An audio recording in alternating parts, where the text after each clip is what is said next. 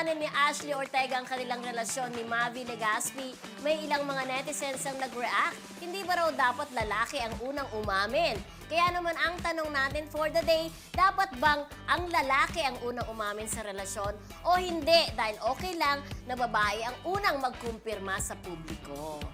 So, okay lang bang babae or hindi sa inyo? Eto, bunot na tayo, ha? So, ang tanong natin is okay lang ba kung babae ang unang mag-confirm? Diba?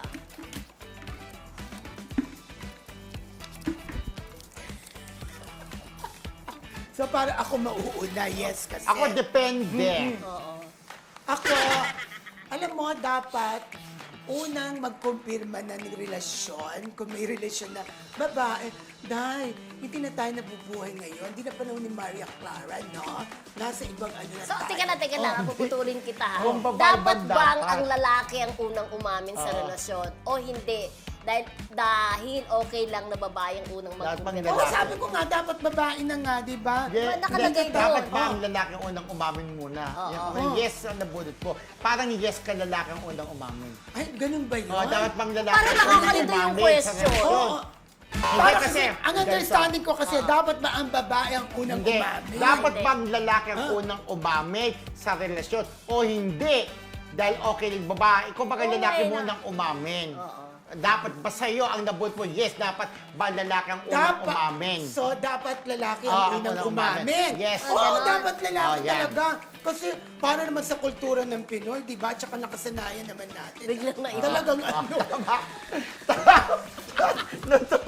Talagang lalaki dapat ang mauna, lalo na sa lahat ng bagay, lalo na itong pag-amin ng relasyon, di ba?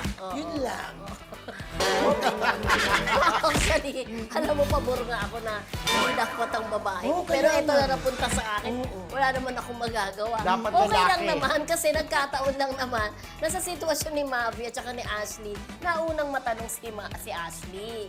So bilang nakakantanda naman siya kay Mavi, dun sa dalawa ha, na 3 years ang tanda ni Ashley kay Mavi, parang okay lang naman kung siya ang unang umamin. Pero kung in general, okay lang naman din kung babae umamin kasi parang feeling ko kung nasa usapan naman nila yan, amin ako. For sure, meron din namang go signal o na pag, uy, magsasalita ako, amin ako. Parang ganon. Parang may consent naman. Ganon? Yun. Ako oo. depende sa kanila. Tama, pwede rin sinasabi ni Milda, depende sa pag-uusap. Kung Oo. ikaw maunang ma-interview, tanungin Oo. ka tungkol sa atin, Aminin nasa natin. sa'yo yan. Di ba?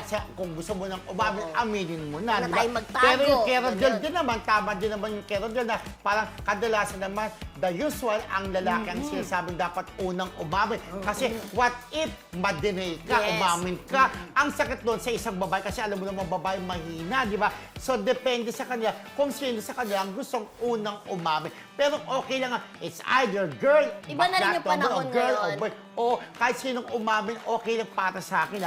So depende long kung sinong na. gustong umamin. Oo.